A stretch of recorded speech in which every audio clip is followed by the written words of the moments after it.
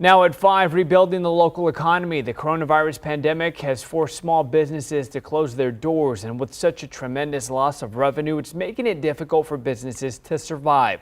And now that non-essential businesses got the green light to slowly reopen, they need customers and tourists to help get them back on their feet. Eyewitness News reporter Vanessa Croy spoke with one local organization working behind the scenes to help welcome visitors and locals back downtown. We're invested deeply in trying to make downtown more San Antonio every day. Matt Brown is the CEO of Centro San Antonio. We call ourselves the placemakers of downtown.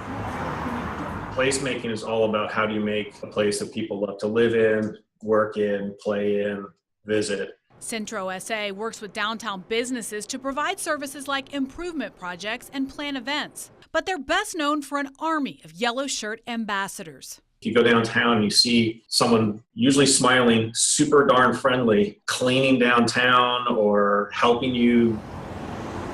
Brown said downtown businesses have been hit hard during the coronavirus pandemic.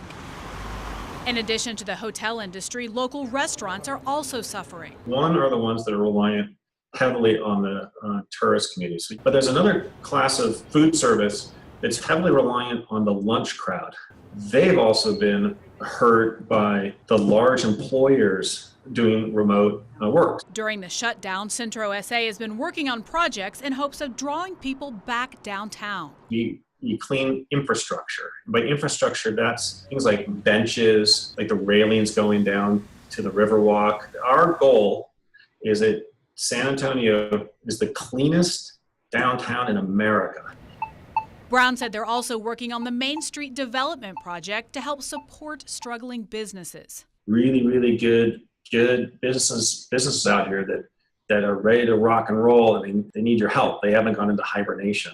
Vanessa Croy, KENS 5 Eyewitness News.